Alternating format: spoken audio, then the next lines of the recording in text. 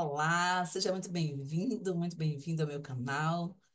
Me chamo Márcia Maristela e aqui você aprende como se reconciliar com a sua história, com a sua identidade, com o seu propósito eterno, por meio das constelações familiares à luz das Escrituras. Hoje é sábado, né, dia 10 de maio, e amanhã é Dia das Mães. Só que eu trouxe hoje um conteúdo um pouco diferente para você, mamãe, pensar sobre a sua relação com os seus filhos.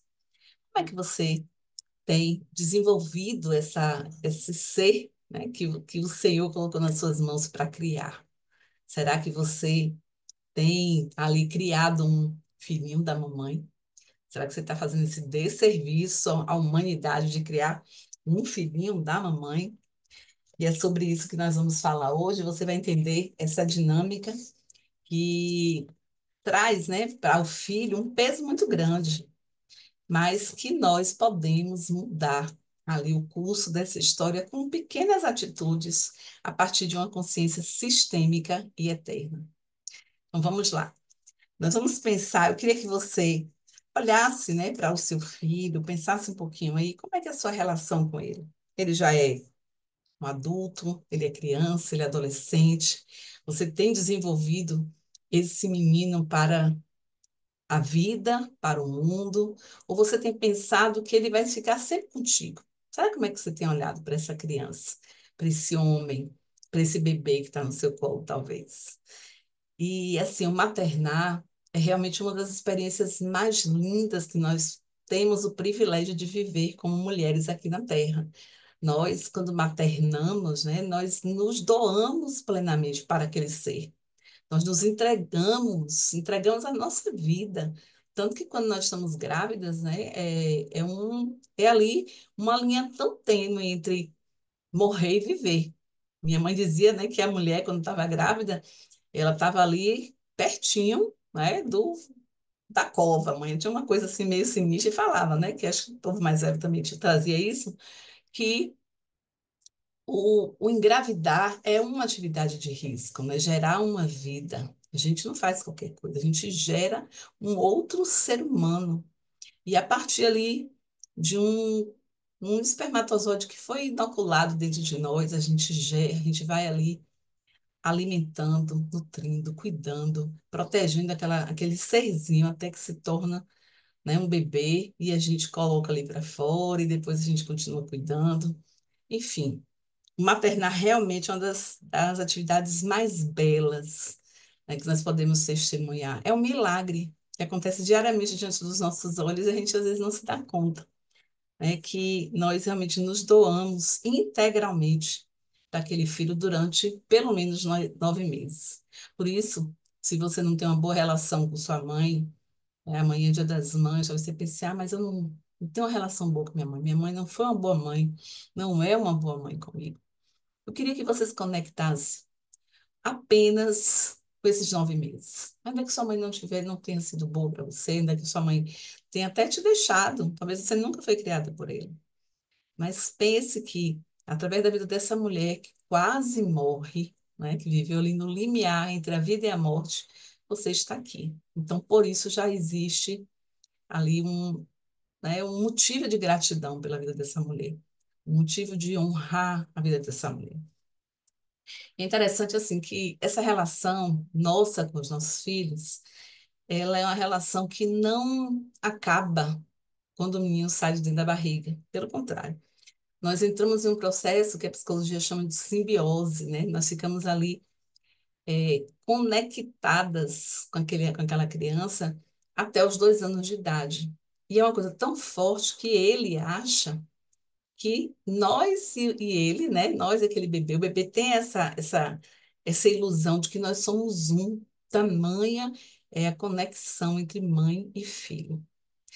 E isso acaba interferindo e afetando outras relações, sobretudo com relação com o pai, né?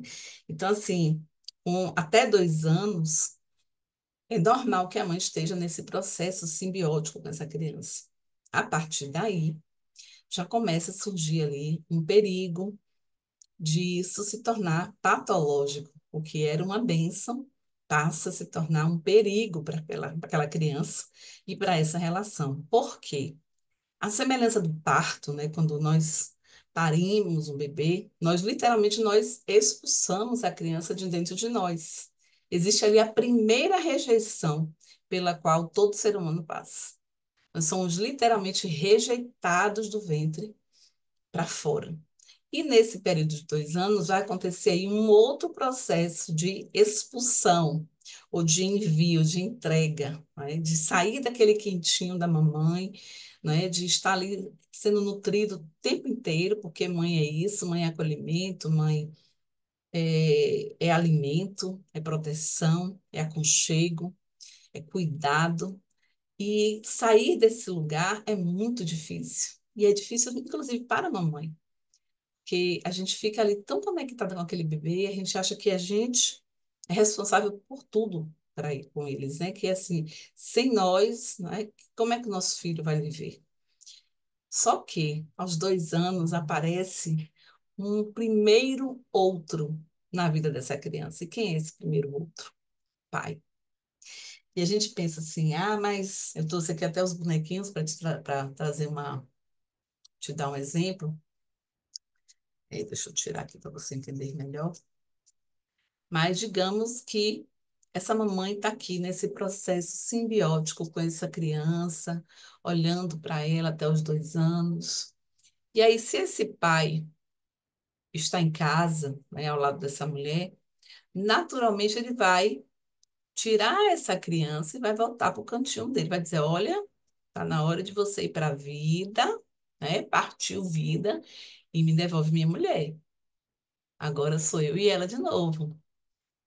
E quando a mãe não permite isso, a mãe diz não ao pai, né, e continua com essa criança, ou deixa essa criança entre eles, e não essa criança à frente deles, e um olhando para o outro, né, um cuidando do outro, isso começa a gerar uma dinâmica que nós chamamos de filhinhos da mamãe. Essa criança, ela literalmente ela toma o lugar que é do pai, né? É o lugar de proteção, de cuidado com essa mãe, de responsabilidade, e isso é muito pesado para essa criança. Isso é pesado. Isso afeta psiquicamente ele, isso faz com que ele fique travado para a vida. Aí você pode perguntar, mas Márcia, eu não tenho meu marido, né?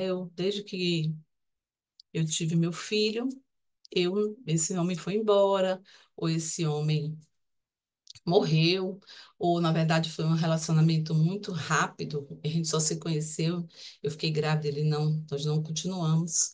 Então esse homem não existe na minha vida.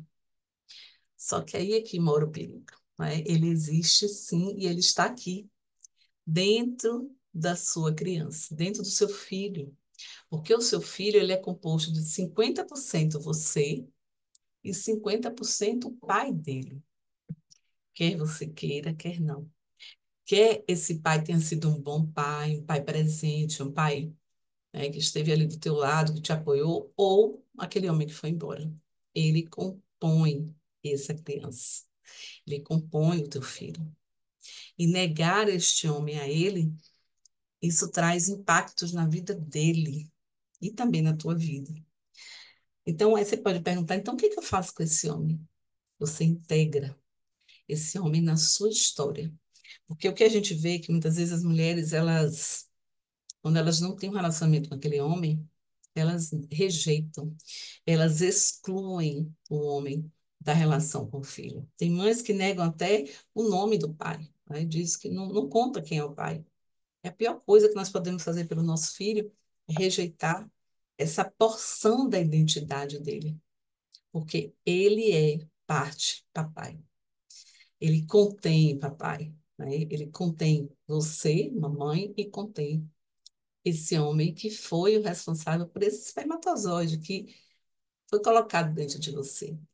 Então, você integrar esse homem dentro da sua relação com seu filho, falar desse homem, né? E evitar falar mal, né? E estar o tempo todo ali trazendo informações da sua relação com ele como mulher. Porque uma coisa é a relação desse homem com o filho, outra coisa é a relação desse homem com você. E saber separar essas coisas é sabedoria, né? Isso vai proteger o coração do teu filho. Por quê? Porque todos nós precisamos dessa referência paterna, dessa referência masculina, todo ser humano. E essa criança ela vai procurar essa referência em outros lugares. Ela vai, nós sempre a nossa alma, né? Porque aqui a gente não está falando de algo mental, não é algo consciente, não é algo proposital, né? Que é para afrontar. Mas a tendência, principalmente na adolescência, é essa criança buscar esse pai. Por quê? Porque o pai é aquele que dá limite. Você já observou como é que um homem e uma mulher lidam com um bebê, né? A mulher é aquele cuidado, aquela coisa, né? Não pode cair. Se caiu, a mamãe beija, ou deixa a mamãe dar um beijinho. E o pai não. Levante, menino, bora, né? Se resolva. Você consegue. Né? O pai, ele não tem aquela doçura, aquele acolhimento que a gente tem. E isso não é maldade. A gente vai entendendo quando a gente vai ampliando a nossa consciência, né, e com a própria vida mesmo, a gente vai observando que, na verdade, aquilo não é maldade. Aquilo é a maneira que o homem age para trazer para essa pessoa uma parte que é necessária, que é a parte masculina. Porque todos nós temos uma parte, né? Nós temos ali uma porção essência feminina e uma essência masculina. Às vezes nem Mato Grosso, né? Aquela música, né? Como é meu pai que ele fala, né? Eu sou um homem feminino, né? Não nego, eu sou um homem masculino, mas não nego o meu lado feminino. Pepeu Gomes, nem Mato Grosso, não, Pepeu Gomes. Então, assim, não é isso, não tem a ver com gênero, né? Tem a ver com o modo que cada uma dessas forças opera dentro de nós. Como é que a força masculina opera dentro de nós? A força masculina é proativa, é para fora. Então, o homem pai, essa figura masculina, é responsável para nos colocar para o mundo, nos enviar para fora. Enquanto a força feminina, né, nós mulheres tendemos a trazer para dentro, para perto, para o aconchego, o homem ele expulsa, ele coloca para fora, para ir, né, para ir para a vida. E quando a gente não permite que o nosso filho acesse essa força, a gente faz com que ele fique preso na esfera da mãe. E um homem preso na esfera da mãe, ele fica desse jeito. Ele não olha para a vida. Uma criança, quando está. A vida é para cá, não é? É assim que a gente organiza sistemicamente. Então, a vida ela acontece para frente. Quando a criança está presa na esfera da mãe, ela não tem permissão de ir para o pai, porque quem dá a permissão dessa criança ir para o pai é a mãe. Quando isso não acontece, ele fica preso olhando para essa mãe, para as necessidades dessa mãe. Às vezes a mãe foi alguém que sofreu muito, às vezes né, com a própria família de origem, perdeu a mãe talvez muito cedo, ou nessas relações, né, nessa relação com o pai dessa criança também, ela foi muito machucada. E a dor dessa mãe é que alimenta essa relação. Não é o filho mais, mas é a dor da mãe. Então, essa mãe está o tempo inteiro pedindo o cuidado desse filho, a proteção desse filho. Que, na verdade, ela está procurando acolhimento, pertencimento, amor. Mas não é nesse filho que vai encontrar. E assim como ela fica presa nessa esfera, essa criança também fica, ela é impedida de olhar para frente. Então, se digamos que surja, essa pessoa adultece, né? Esse filho cresce, mas ele permanece nesse lugar de olhar para a mãe, de olhar para trás. Ele não se abre para um relacionamento, ele não se abre para um trabalho, ele não se abre para a questão financeira. Ele fica aqui preso nessa esfera da mãe.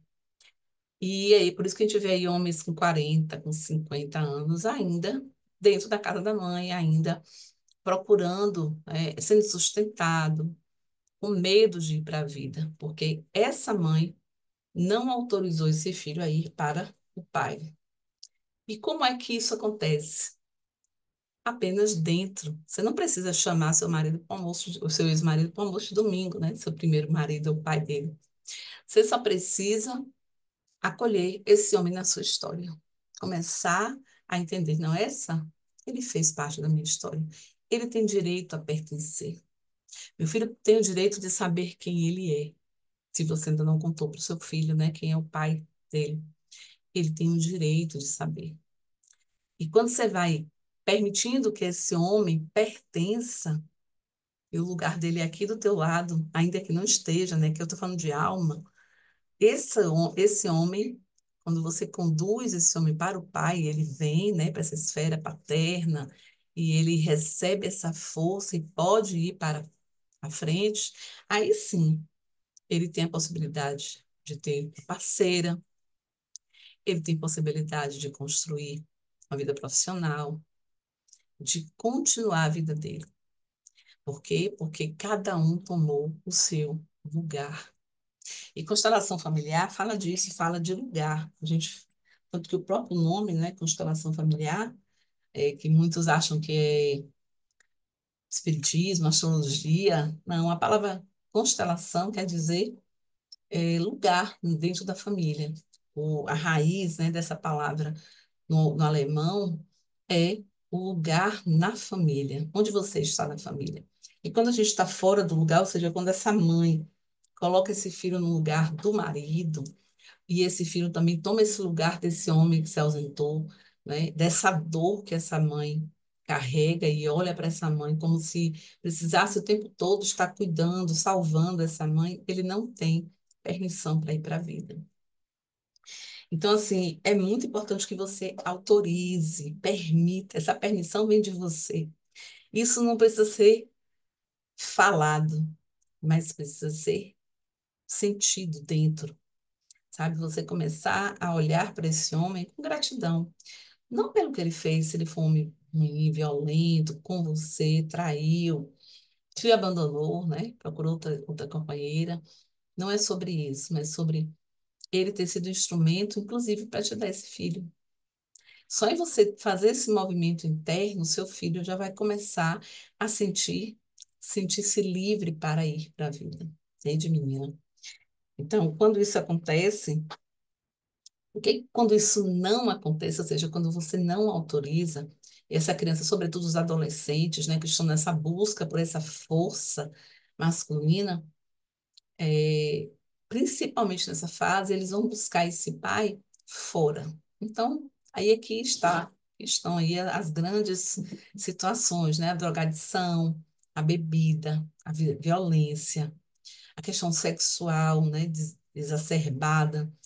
Então, ele começa a se lançar em aventuras próprias do masculino. Essa coisa de ir para fora. Porque, no fundo, toda alma seja um menino ou menina, que eu estou falando de meninos, né? Mas do filhinho da mamãe, mas toda alma, ela busca a completude, a integridade, né? E o que é essa integridade? É ter pai e mãe dentro. Estar conectado com a origem de todas as coisas, que é Deus. Então, quando a gente faz esse caminho de integrar os nossos pais, de olhar para a nossa origem, primeiro ancestral e depois a nossa origem eterna, isso vai nos integrando. Mas quando a gente não tem isso, claro, vamos buscar coisas para tamponar esses espaços vazios. E aí é que entram as drogas, né? A bebida, a violência, né? A questão da aventura, de fazer, de acontecer. Por quê? Porque, além disso, o pai também traz limites, né? O pai, ele diz, não, até aqui. Você vê que a gente, né, se o filho pede alguma coisa, a gente tem uma facilidade de abrir mão, de fazer concessões, mas o pai não. O pai, quando diz é isso, é isso. Normalmente, é que eu estou falando, né, de um modo geral. Normalmente é assim, porque isso é próprio da força masculina, tá? Então, o que que eu tomei por base, né? Inclusive, eu que até anotei a questão das tatuagens, né? Eu ouvi uma vez de um pastor que ele era bem magrinho, pastor Anderson Silva, bem magrinho, franzino. Ele disse que passou muita fome. Ele é nordestino, mas ele mora em Brasília, foi morar em Brasília com a mãe, depois que o pai abandonou. Então, ele sofria muito essa ausência paterna. E ele começou a se tatuar, tanto que ele é todo tatuado, o rosto, o corpo todo tatuado. E aí ele começou a perceber que a tatuagem, na verdade, era a falta de paternidade dele. A tatuagem era uma proteção, porque o pai também traz proteção, provisão e destino. O pai é que aponta para o destino. Para a profissão, por exemplo, é o pai. Para aquilo que você vai fazer com sentido na vida. Quem aponta é essa força masculina. E ele conta, né, que ele começou a se tatuar de forma assim exacerbada, tanto que ele começou a igreja dele dentro de um estúdio de tatuagem. Ele conheceu Jesus lá e tal. E assim, a tatuagem para ele era uma forma de autoproteção, porque ele era muito franzino, então ele pensava assim, não, eu vou me tatuar para as pessoas acharem que eu tenho cara de bravo. Então, nesse sentido, a tatuagem era o pai, né? Pode ser a bebida, pode ser a droga, pode ser qualquer outra coisa que a gente coloque no lugar, um videogame, qualquer coisa. Por quê? Porque o que essa criança, esse adolescente está procurando é esse limite, né? Essa provisão, essa proteção. E aí a nossa alma, ela busca isso. Então, quanto mais a gente tem consciência disso, mais a gente vai entender que o nosso papel como mãe é liberar os nossos filhos, né? Permitir que eles vão para essa esfera masculina. E aí pode ser que esse pai nem esteja presente, talvez esse homem tenha morrido. E aí, o que que você pode fazer? Você pode permitir que ele se relacione com outros homens, né? O avô, um tio, que ele tenha uma figura masculina para ele modelar, né? É muito importante isso. Permitir isso. Tem mães que não permitem. Elas ficam ali naquela, né, naquela coisa do centralizadora. Primeiro que nós somos, quando a gente, principalmente as mães solo, né? É muito comum. Eu fui mãe solo durante muito tempo. E a gente tende a crescer, a gente é grande, né? E a gente começa a proteger os nossos filhos. E não permite, tem mães que não permitem que se relacionem com outros, com o homem, porque tem medo de abuso, tem medo de má influência. Mas é claro que você vai fazer isso com oração, pedindo direção a Deus, né? Com muito cuidado, com muito zelo, mas permitir sim que esse filho tenha esse contato, porque ele vai ter, com a sua autorização ou não. Pode não procurar, por exemplo, não ter um apoio de um tio, de um avô. Meus filhos mesmo tiveram meu pai como referência, né? Na época que eu ainda não era casada, foi meu pai que foi a referência dos meus dois meninos, minha primeira safra. Mas tem mães que não autorizam por medo. E isso acaba prejudicando seu filho, mamãe. Entendeu? Então, quando você permite que ele vá para essa esfera masculina, de preferência o pai, mas se não pudesse o pai, por qualquer motivo, ou porque morreu, ou porque é um homem violento, que você teme, né, que ele vai fazer algum mal contra o filho, talvez você esteja ali numa medida protetiva com esse homem, eu não estou falando disso, eu estou falando de algo interno, tá? Algo que seja você acolher essa história. E quanto mais a gente acolhe a nossa história com verdade, melhor, porque a verdade ela tem muita força, né? E a vida é verdade, né? Quando Jesus fala, eu sou o caminho, a verdade e a vida. Você vê que essas coisas estão conectadas. O caminho, Cristo, a verdade, Cristo e a vida, Cristo. Então, quando mais a gente acessa a verdade, quanto mais a gente acolhe a nossa verdade, né? Nossa verdade quanto história, quanto destino na nossa família, mais a gente recebe vida, mais a gente acessa abundância, né, dessa vida que está disponível para mim, para você, tá bom? E assim, para fazer essa live, eu fui assistir uma série chamada Filhinho da Mamãe. Quando eu estava pesquisando, né, sobre isso, apareceu lá, Filhinho da Mamãe, eu fui assistir. Essa série está na Max, né? Max. E pense, é um reality, né, que aparece ali vários homens que já estão no relacionamento amoroso, já estão casados, né, moram juntos, todos moram juntos, não são nenhum deles é casado, moram juntos ou namoram com aquelas mulheres. E aí todos eles estão nesse relacionamento amoroso, mas estão também na esfera da mãe. Então, a mãe tem uma influência fortíssima sobre a vida daqueles homens, não são crianças, são homens. E a gente vê assim coisas, meu Deus, né? Coisas absurdas. A mãe que tem uma dependência emocional do filho tão terrível que ela não aceita que ele se relacione com uma mulher, né? Ela acha que a nora é uma oponente, que a nora está ali para roubar o filhinho da mamãe dela, o filhinho dela, filhinho maravilhoso que ela cuidou com tanto carinho. E aí a gente vê assim absurdos de um deles, por exemplo, ele engravidou uma menina e aí ele está morando com essa moça, a filha dele já está grandinha, 3 ou 4 anos, eles estão morando juntos, perto da mãe. E aí eles decidem se casar. E a mãe, quando descobre, sabe que eles vão se casar, ela começa a devanear e dizer, não, então agora eu vou organizar todo o casamento.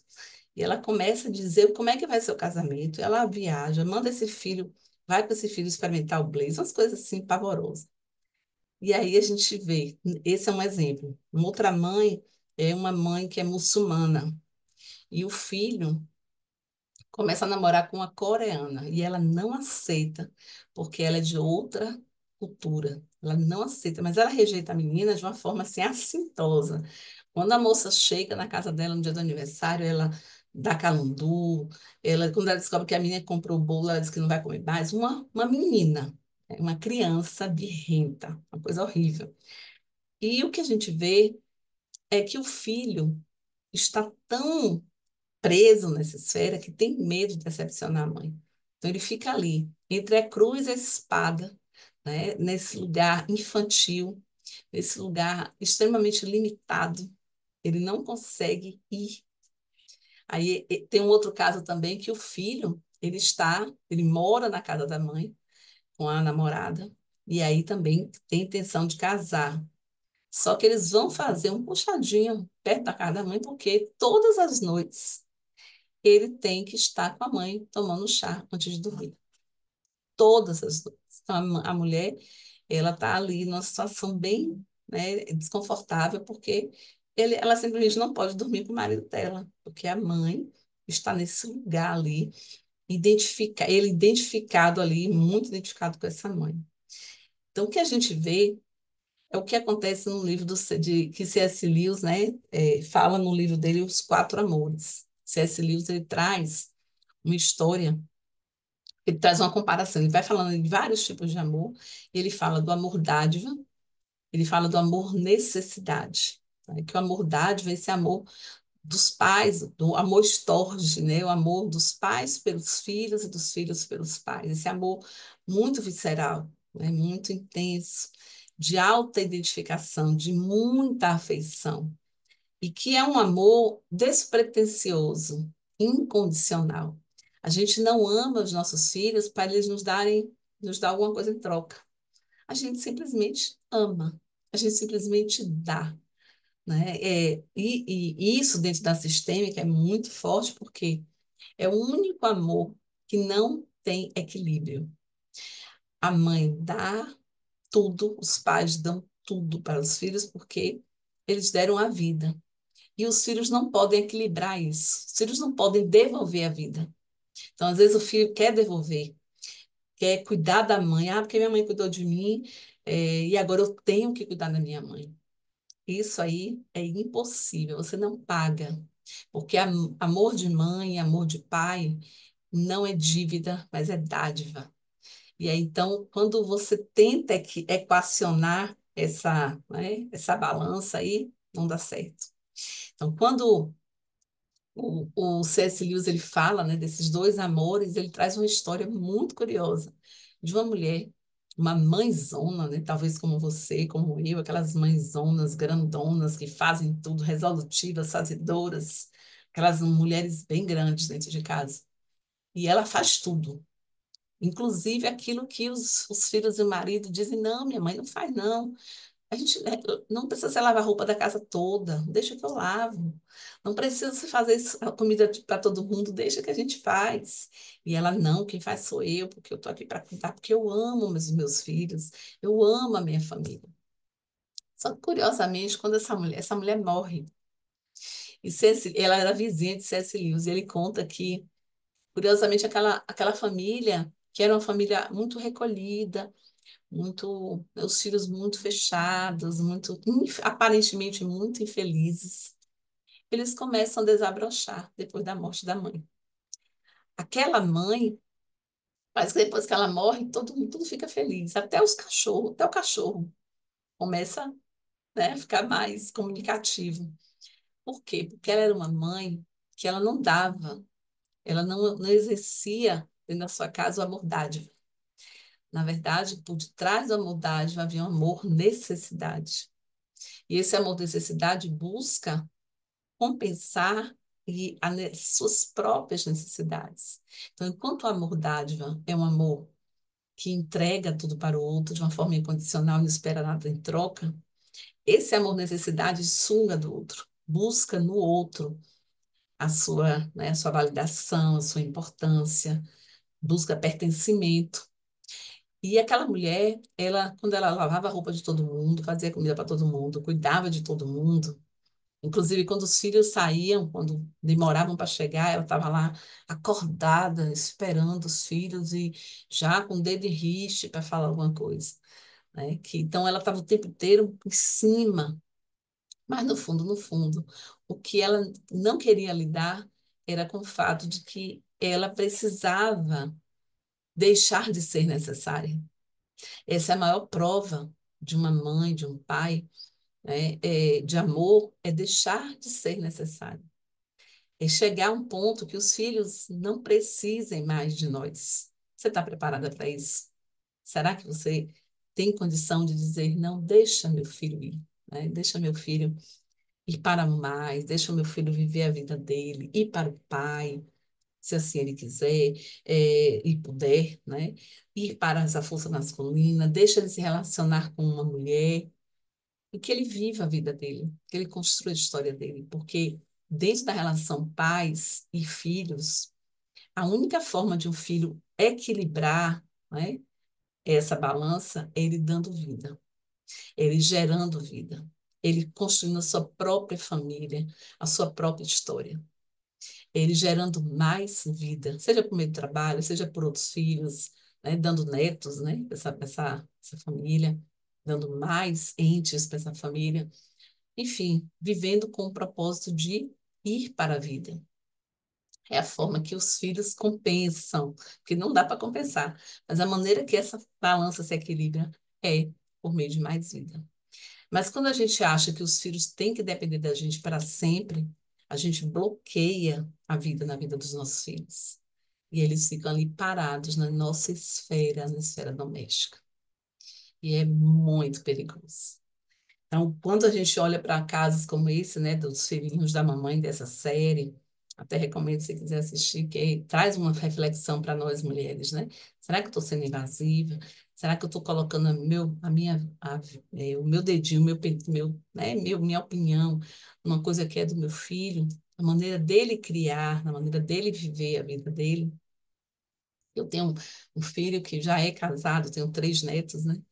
E aconteceu comigo algo muito curioso. Meu filho casou muito cedo, né? A namorada, na época eles eram namorados, ela engravidou do primeiro, e ele também assumiu e virou homem mesmo, assumiu a casa, cuidou dela, né? Foram morar juntos depois e acabaram se casando. Então ele foi muito precoce nesse sentido. E assim, mas a gente tinha uma tradição aqui em casa, na família, que era passar o Natal juntos. Então eu achava que, então meu filho casou e tudo, ele foi morar em outra cidade.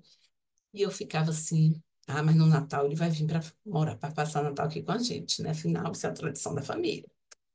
Só que eu não contava que na família dele ia haver uma outra cultura. Ele ia criar uma outra cultura. E aí eu me lembro que na última vez foi no ano passado. Eu falei com ele, aí, filho, como é que vai ser o Natal? Eu já estava mais, né, conformada e mais, assim, entendendo o meu lugar nessa relação. Porque eu achava, não, meu filho tem que vir passar o Natal comigo, que é isso? Que custa? Tem ele e a mulher e os filhos, aí sai aquela família linda, né, para tirar fotos e tal. Então era sobre mim, não era sobre ele. E aí ele ficou, ele Ele passou o primeiro Natal, ele não veio, depois veio mais um outro Natal, ele não veio, e eu falei, olha, eu estou entendendo que não é, que ele está construindo a cultura dele. E eu comecei a acolher isso. Eu me lembro que no último ano, eu não lembro se foi ano passado, no outro ano, eu perguntei a ele, "Ei, como é que vai ser o Natal? Ah, minha mãe, vai ser o Natal como a gente acostumou aqui. A gente gosta de assistir filme de Natal, a gente faz uma ceia e tal." Eu falei, caramba, ele criou a cultura dele.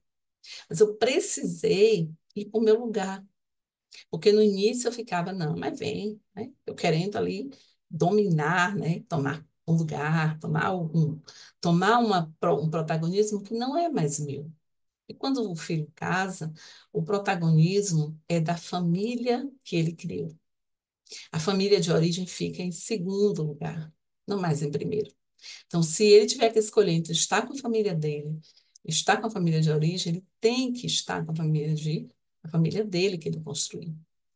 É difícil, mamãe? É. A gente tem que, né, descer do nosso salto, tomar o nosso lugar, né, se recolher ali e ficar. Entender que isso é honra, isso é beleza. Ele construir o seu modo de fazer as coisas, né? Em concordância com essa mulher, esses dois sistemas se encontram e eles criam um modo diferente, que não é nem o dele e nem o dela. É o deles dois, o nós. E aí, quando a gente vai entendendo isso, isso vai sendo, fica mais leve, fica mais, sabe, mais gostoso. Você olha, você vê beleza nisso. E não mais, né? Como assim meu filho não vai passar Natal comigo? Entende? E para encerrar essa live, né, para encerrar esse bate-papo, essa conversa sistêmica, né, que é esse tema dessas conversas que a gente vai ter aqui toda semana, sempre aos sábados, eu vou estar aqui entregando um conteúdo para você. Eu quero trazer a vida de uma mulher nas Escrituras que teve muita sabedoria e que soube deixar o filho ir.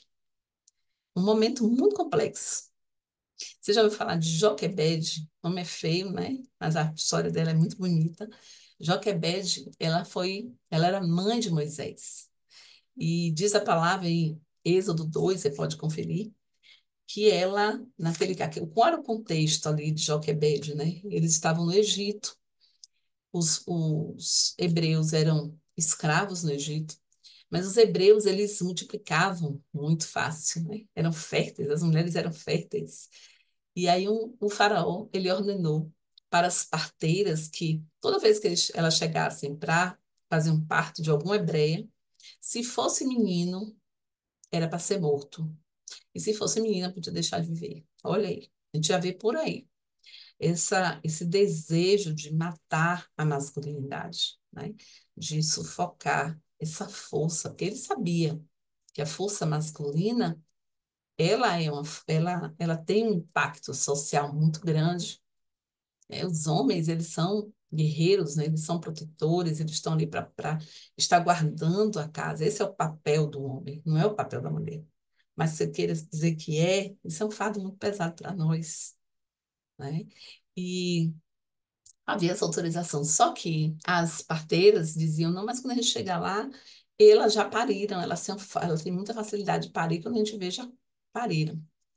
E aí ele instituiu que todos os meninos tinham que ser mortos. E aí aconteceu que Joquebede engravidou do marido, teve esse filho. Só que esse filho nasceu lindo, Moisés era lindo. E ela disse assim: não, meu filho mesmo que não vai morrer. Não vou matar meu filho, vou guardar aqui. E ela segurou aquele menino durante 3 meses dentro de casa. Eu fico imaginando como é que uma mãe, um bebê que chora. Eu tenho uma vizinha aqui que tem um bebezinho pequeno, às vezes acordo com o bebezinho dela chorando na madrugada, chora durante o dia. A gente ouve. Como é que essa mulher conseguiu esconder um bebê durante 3 meses? Mas ela conseguiu. E aí, quando ela viu que não tinha mais como, ela decidiu colocar o bebê dentro de um cesto, que hoje a gente chama de Moisés, né, que coloca os bebezinhos. Ela colocou dentro de um cesto revestido de betume. E curioso que os meninos teriam que ser jogados no rio Nilo para morrer. E ela foi para o rio. Só que ao invés de jogar o bebê no rio, ela colocou o bebê nessa proteção ali, nesse Moisésinho, né, nesse cesto. Colocou e soltou no rio. E recomendou a outra filha dela mais velha que fosse olhando para onde esse bebê ia parar.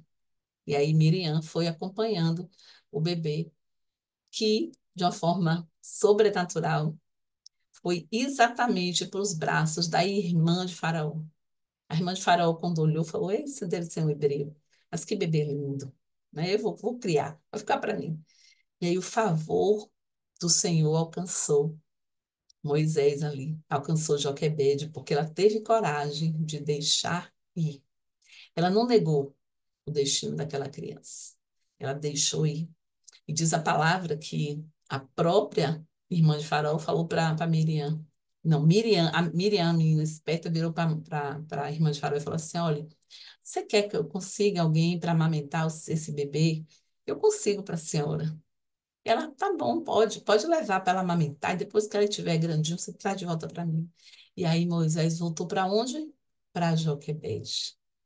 E foi Joquebede, debaixo de uma autorização da irmã de Faraó. Só Deus faz. Que criou Moisés até ele ficar grandinho e foi devolvido para o palácio. Moisés foi criado dentro do palácio de Faraó. É como se Deus tivesse colocado ali um cavalo de Troia dentro do palácio, sabe? Dizendo assim, é ele que vai ser responsável por libertar o meu povo. Eu vou colocar dentro do palácio de Faraó. E assim foi. Moisés foi criado dentro, né, dentro dos costumes de Faraó, né, do Egito e tal. Mas aos 40 anos ele voltou para sua família. Ele sabia que ele era hebreu. E ele voltou, e aí ele mata um egípcio, e tem toda uma treta, depois ele precisa fugir. Mas o fato é que Moisés, ele cumpriu o propósito de ser libertador, porque a mãe dele teve coragem de deixá-lo ir. Teve coragem de colocá-lo dentro de um rio cheio de crocodilos. Moisés, ele foi lançado dentro do rio Nilo, um rio que era conhecido por ter muitos crocodilos. Por isso que jogavam as crianças ali dentro, né? Os meninos. E o propósito na vida de Moisés se cumpriu porque a mãe dele teve coragem de deixá-lo ir. Teve coragem de deixá-lo ir para a vida, a se alinhar numa força ancestral até, né? A força do seu clã, dentro do Egito ali, dentro do palácio de Faraó.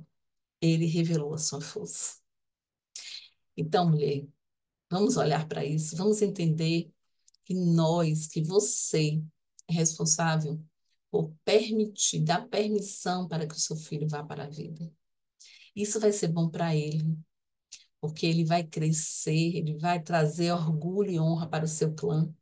Isso vai ser bom para você, porque se você está ali nessa dinâmica de filhinho do papai, da mamãe, o seu filho está, entre aspas, casado com você. Então, não é. Se você é uma mulher, por exemplo, mãe solo, não vai aparecer um pretendente para você. Não vai, porque já tem um homem no lugar. Já tem um homem assumindo o lugar. Compreende, menina? Então é isso. Eu queria deixar essa reflexão sobre: será que você está criando o filhinho da mamãe? E os filhinhos da mamãe, o que não falta hoje na sociedade são filhinhos da mamãe. Talvez filhinhos de mamães feministas, mães solos, muito grandes, muito empoderadas, que acharam que estavam fazendo bem, porque isso não é um movimento consciente, não é de propósito que a gente faz. É por proteção, por cuidado, pelo impulso do maternar mesmo. A gente sufoca o nosso filho. E quem sabe é por isso que outras mulheres, talvez até você mesmo, já cruzou com o filhinho da mamãe. Um homem que não se posiciona financeiramente, um homem que não tem emprego, não tem trabalho, não tem profissão. Um homem que não assume as suas responsabilidades, né? Não assume um casamento, não assume uma coisa séria, fica eterno meninão. E essa semana meu filho falou comigo, né, que ele faz academia, o menino Davi, e ele contando para mim: minha mãe lá na academia tem cada coroa, os coroa, que eu fico assim, olhando, coisa patética. Eles vão para academia de All-Star e de brinquinho, ficam dando em cima das meninas lá. Tudo coroa, uns 50 a mais. E aí eu falei: ô filho, é porque eles pararam nos 15 anos. São filhinhos da mamãe. Então são homens que não têm força, a força masculina neles foi sufocada pela mãe, né? Foi sufocada por esse feminismo que muitas vezes, infelizmente, acaba, sabe, dando o remédio, a dose, né, entre remédio e veneno. A diferença entre remédio e veneno é uma dose. Então, às vezes o feminismo ele estava dando um remédio, né, de colocar a mulher no seu lugar, da gente ter um espaço social e tudo mais, mas essa dose, ela começou a ficar muito, sabe, exagerada. Exagerada no sentido de não permitir que os homens existam. Então, a gente vive aí uma sociedade em que os homens são sufocados também, né? Afogados no rio Nilo de crocodilo, né? E as mulheres ali pensando que estão fazendo uma coisa boa e acaba dando veneno, o que era um remédio tem se tornado um veneno para nossas famílias, para nossa sociedade como um todo, porque só para encerrar, as cadeias, eu andei olhando os números, a maioria das pessoas que estão encarceradas são pessoas que não teve a figura paterna como referência. Tanto que existe uma tatuagem muito comum dentro dos presídios que é amor só de mãe. É um código deles interno, mas que traz também uma carga simbólica muito grande, quando ele diz amor só de mãe. Ou seja, o pai não existe, não precisamos de pai. Mas onde estão esses homens encarcerados? Onde estão essas mulheres encarceradas? Então, mãe, nesse Dia das Mães, eu quero realmente trazer essa reflexão para que você se posicione no seu lugar, para que você olhe para seu filho e saiba que ele tem força para ir para a vida, que ele dá conta do destino dele, ele dá conta da história que ele teve antes, né? Se foi um pai que não foi presente, ele vai dar conta. Mas se você é uma mulher que teme ao Senhor, mulher que serve a Deus, você sabe que a oração do justo pode muito ter seus efeitos. O Senhor, ele converte coisas ruins em bens eternos. Tá bom? Então, se você gostou desse vídeo, se você curtiu, né, essa história toda, né, de Joquebed, né, enfim, tudo esse emaranhado de coisas aí que eu trouxe para falar sobre o filho da mamãe, vou pedir que você deixe aqui, curta esse vídeo, compartilhe esse vídeo com outras mulheres e se inscreva aqui no meu canal, porque nesse canal você aprende a se reconciliar com a sua história, tá bom? Então, até o próximo vídeo.